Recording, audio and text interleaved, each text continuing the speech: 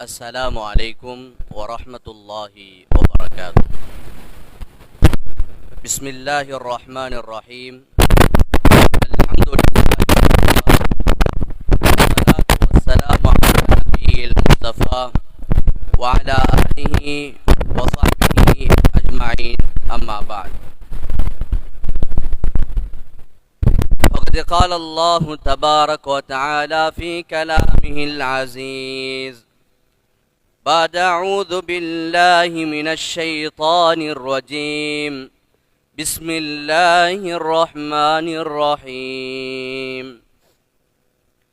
أو كالذي مر على قرية وهي خاوية على عروشها قال أنى يحيي هذه الله بعد موتها فأماته الله 100 عام ثم بعثه قال كم لبثت قال لبثت يوما أو بعض يوم قال بل لبثت 100 عام فانظر إلى طعامك وشرابك لم يتسنه وانظر إلى حمارك ولنجعلك آية للناس وانظر إلى العظام كيف ننشزها ثم نكسوها لحما فلما تبين له قال أعلم أن الله على كل شيء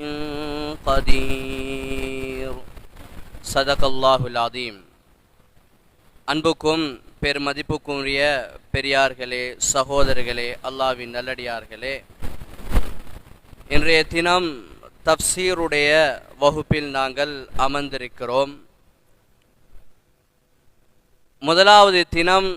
இன்றைய தினத்தில் அல்லாஹ் சுப்ஹானஹு தஆலா குர்ஆனில் அதிகம் பேசுகின்ற, உலகத்துக்கு அதிகம் அல்லாஹு தஆலா சொல்ல விருப்பப்படுகின்ற ஒரு தலைப்பை பற்றித்தான் நாங்கள் பார்க்க இருக்கிறோம். நான் ஓதிய இந்த ஆயத் சூரத்துல் பக்ராவுடைய 259வது வசனம்.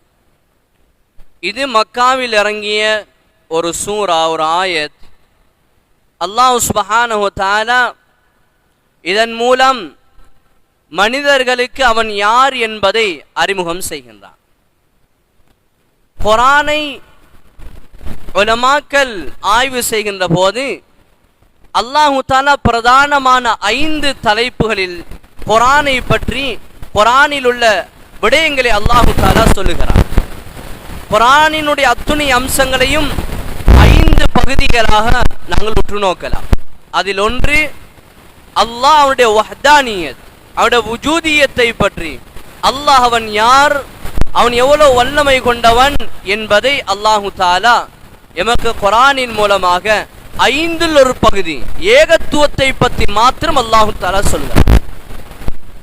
நான்கு ஓதிய வசனத்தில் அல்லாஹு தஆலா அவன் யார் என்பதை ஒரு சம்பவத்தின் மூலம் நமக்கு அழகாக சொல்கிறார். இது ஒரு நீண்ட சம்பவத்தை நேரத்தில் கருத்தில் கொண்டு மிக சுருக்கமாக நான் சொல்கிறேன்.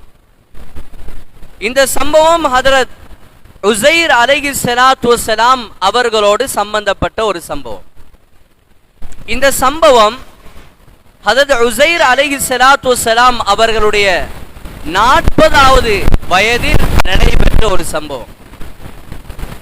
உஸைர் அலைஹிஸ்ஸலாத்து வஸ்ஸலாம் அவர்கள் அவர்களுடைய குடும்பத்தார்களோடு மஸ்ஜிதுல் அக்ஸா, பலஸ்தீன் அமைந்திருக்கக்கூடிய இடத்துக்கு பக்கத்தால் உள்ள ஒரு கிராமத்தில் வசித்து வந்தார்கள்.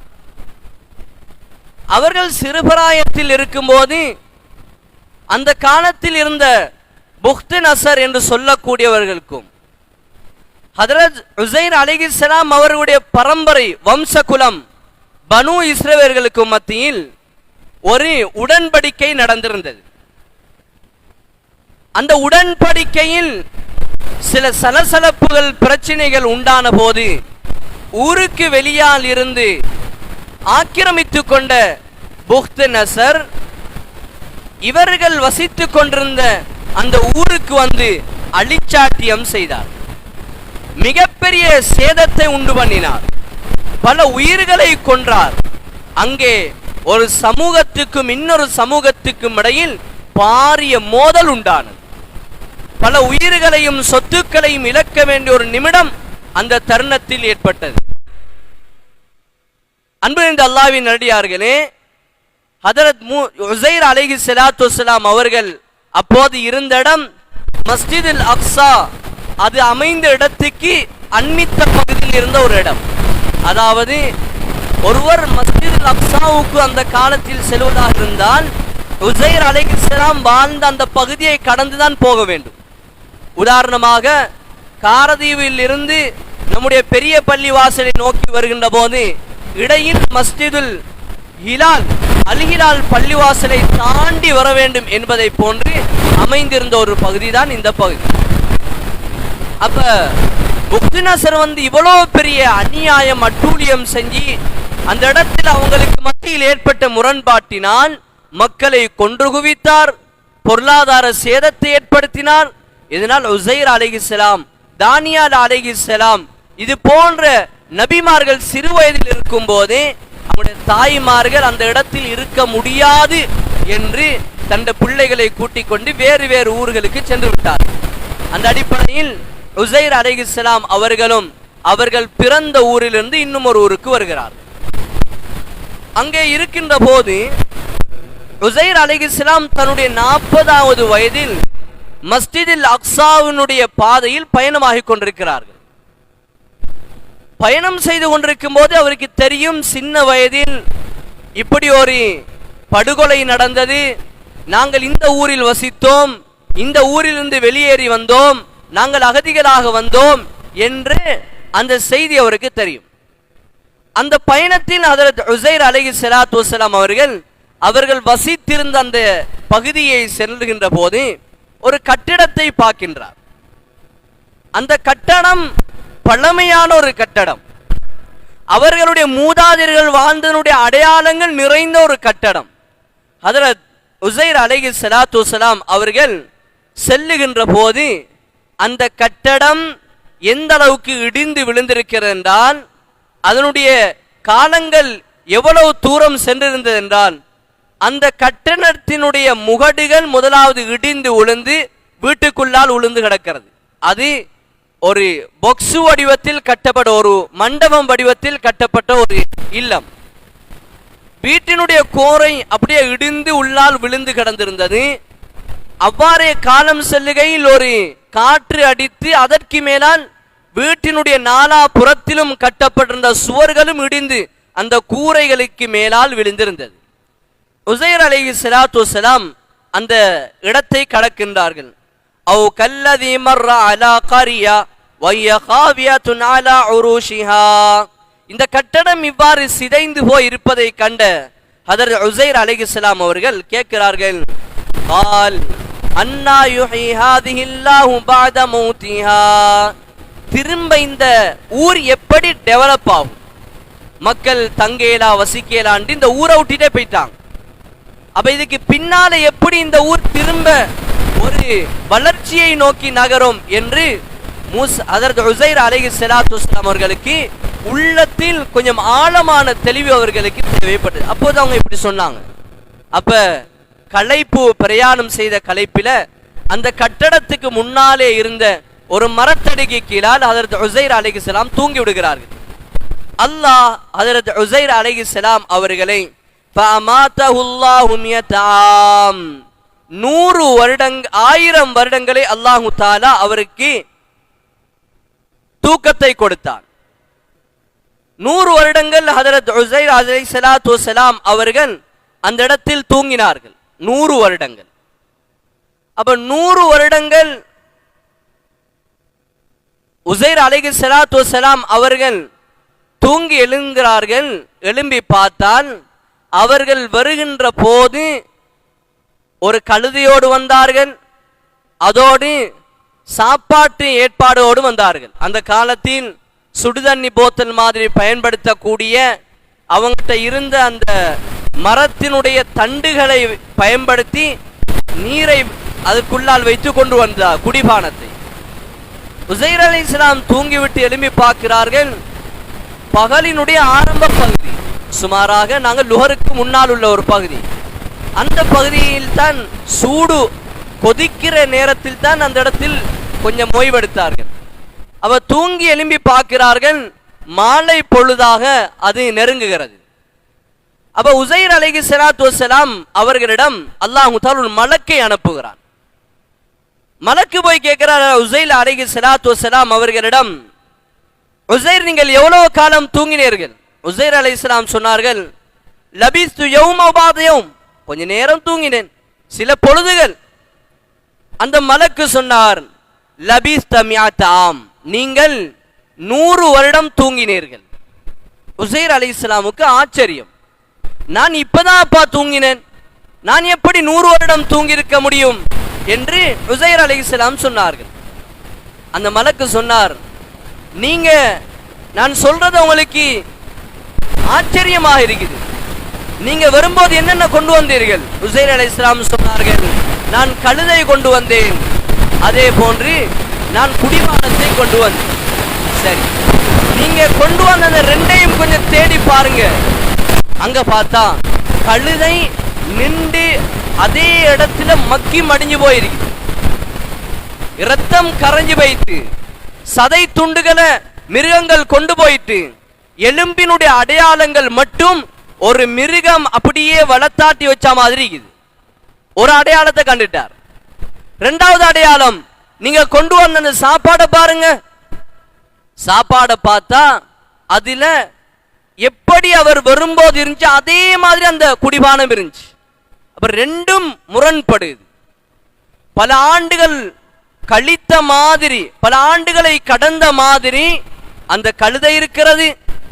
இப்போதுதான் கண் விழித்து உறங்கி கண் விழித்ததை போன்று உணவு தயாராக இருக்கிறது.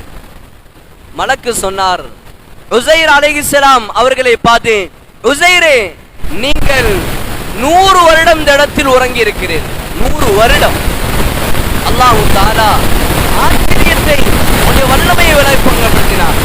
நீங்கள் வரும்போது மனதால் யோசித்தீர்கள், இந்த ஊர் எப்படி திரும்ப வளர்ச்சியை நோக்கி நகரும், இந்த ஊருக்கு எப்ப திரும்ப செழிப்பு கிடைக்கும் என்று நீங்க நினைத்தீர்கள்.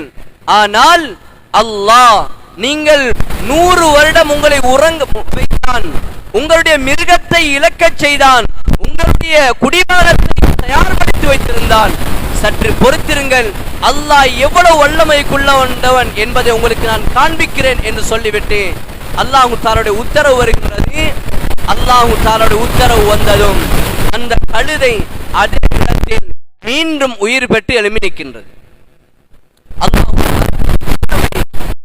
இந்த இடத்தில் மேலான அல்லாஹ்வின் நல்லடியார்களே, அந்த மிருகம் எப்படி உயிர்ப்பித்தது என்றால் அதையும் அல்லாஹ் தஆலா குர்ஆனில் சொல்கிறான், வந்தூர் இலா ஹிமாரிக், நீங்க உங்களுடைய கழுதையை பாருங்க, அதை பாருங்க, நாங்க எப்படி உயிர்ப்பிக்கிறோம் நீங்க கண்ணால பாருங்க. முதலாவது அல்லாஹ்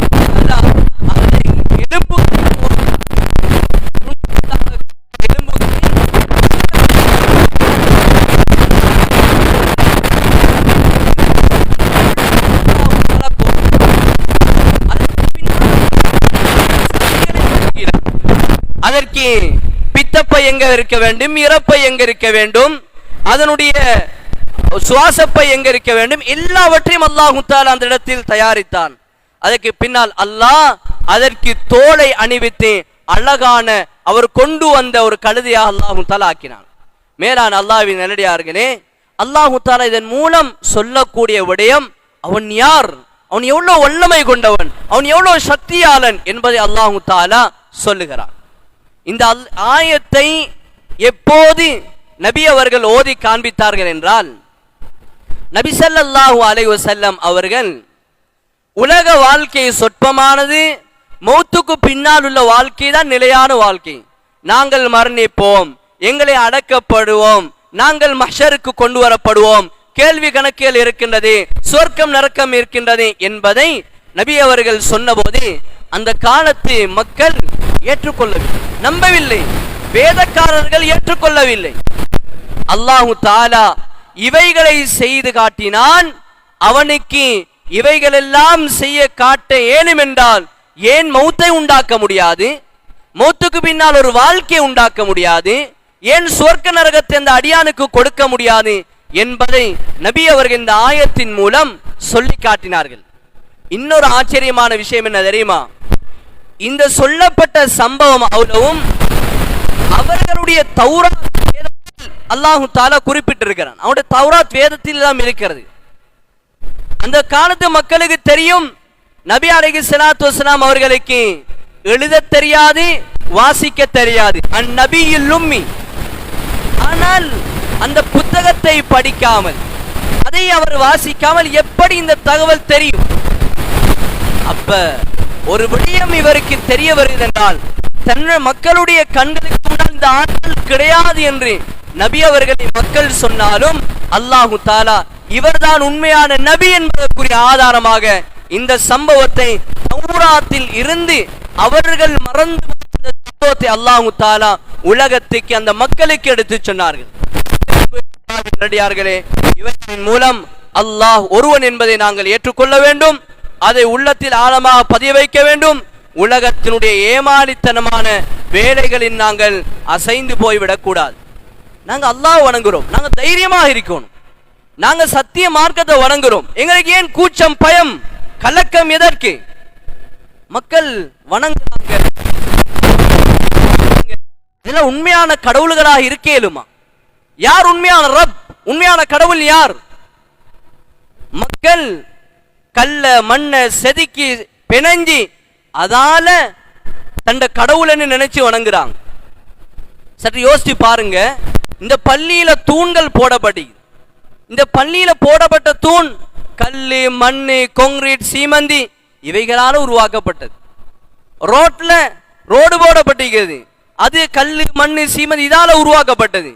இதே மக்கள் நினைக்கிறான் இது ரோடு, இது தூணுன்னு நினைக்கிறான். ஆனா அதற்கு ஒரு உருவம் ஒன்றை வச்சா அதை கடவுள்னு நினைக்கிறான். மனிதனுடைய அறியாமை இது. உண்மையான ரப்பை பற்றி தேட வேண்டும், அலைய வேண்டும், அடைய வேண்டும். என்ன மனிதனுடைய சிந்தனை சொல்லுகிறது? கல்லையும் மண்ணையும் இவைகளின் மூலம் உருவாக்கப்பட்டதை நாங்கள் ரோடு என்று சொல்லுகிறோம், தூண் என்று சொல்லுகிறோம், சுவர் என்று சொல்லுகிறோம். ஆனால் அதற்கு ஒரு கண், மூக்கு, வாயை வைத்தால் அது ஒரு கடவுளாக மாறுமா? நாங்கள் மனிதர்களாகிய நாங்கள் அல்லாஹ் தஆலா நமக்கு ஆழமான சிந்தனையை தந்திருக்கிறான். இவைகளை சிந்திக்க வேண்டும். உண்மையான ரப்பை நாங்கள் அடையக்கூடிய பாக்கியத்தை அல்லாஹ் தந்திருக்கிறான். அவைகள் நாங்கள் உறுதியாக இஸ்திகாமத்தாக இருக்க வேண்டும். அல்லாஹ் குர்ஆன் இன்னும் ஒரு இடத்திலே சொல்கிறான், லா தமூதுன்ன இல்லா வஅன்தும் முஸ்லிமூன். முஸ்லிம்களாக வாழ்ந்தீங்க என்பது அர்த்தம் இல்ல, முஸ்லிம்களாக வாழ்ந்து மௌத்தாக வேண்டும், அதுதான் சாதனை. எனவே எல்லாம் வல்ல அல்லாஹ் அவனுடைய வல்லமையின் விளங்கி அவனுடைய அன்பையும் அருளையும் நெருக்கத்தையும் அடைந்த நல்லடியார்களின் கூட்டத்தில் அல்லாஹு தாலா எம் அனைவரும் சேர்த்தர் புரிவானாக. وآخر دعوانا الحمد لله رب العالمين. سبحان الله بحمده سبحانك اللهم وبحمدك أشهد أن لا إله إلا أنت أستغفرك وأتوب إليك. صلى الله على محمد صلى الله عليه وسلم. صلى الله على محمد صلى الله عليه وسلم. صلى الله على محمد يا ربي صل عليه وسلم.